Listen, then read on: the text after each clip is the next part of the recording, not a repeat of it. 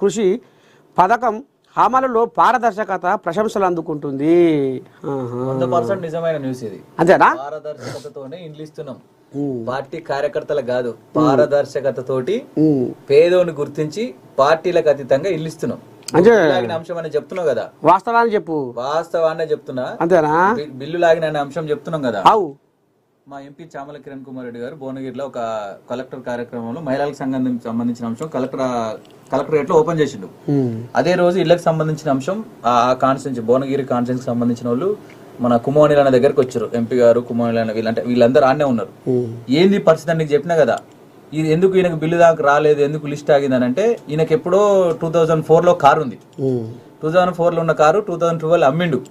అమ్మి నీకు రిజిస్ట్రేషన్ చేసిండు, ఆర్సీ ట్రాన్స్ఫర్ అయింది. కానీ ఇల్లు అప్లికేషన్ పెట్టుకున్నప్పుడు ఈయన దగ్గర ఏమేమి ఉన్నాయని ఇచ్చిన దాంట్లో ఆర్సీ ట్రాన్స్ఫర్ అయిన పేపర్ ఇయ్యలే. దానివల్ల బిల్ ఆగింది.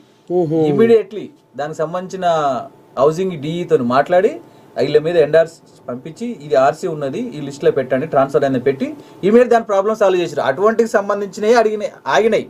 పారదర్శకతతోటే పనులు జరుగుతున్నాయి. ఈ పేపర్ మీద రాయడం 100% నిజం. ఇంకేదో సచివాలయంలో కూడా ఏదో ఆడోళ్ళని పెట్టి సిస్టంలలో కథ నడిపిస్తున్నట్టుగా ఫోన్లకి వెళ్ళి ఇక నీకు ఆఫీసుల చుట్టూ పోయేది లేదు, లీడర్ల చుట్టూ పోయేది లేదు. నేరుగా ఎవరైతే ఇల్లు కట్టుకుంటున్నారో లబ్ధిదారుడు ఆయన నేరుగా వాళ్ళకి ఫోన్ చేయొచ్చున్నాడుగా. డైరెక్ట్ పారదర్శకతోటే లబ్ధిదారులకే లబ్ధి జరుగుతుంది. టిఆర్ఎస్ ప్రభుత్వంలో అదే సురు అయింది, అది లబ్ధిదారులకే జరుగుతుంది. మొన్న ముఖ్యమంత్రి గారు పోయి ఒక గృహప్రవేశం చేసి వచ్చింది కదా, పేదల భోజనం చేసి వచ్చింది కదా.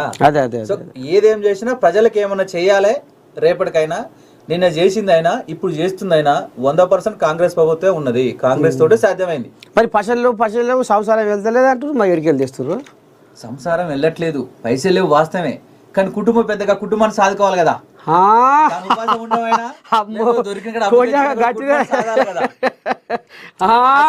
తెలుసు కదా, నువ్వు చేస్తున్నావు కదా. అంతే, నువ్వు తెలవకుండానే తాతమైనవా?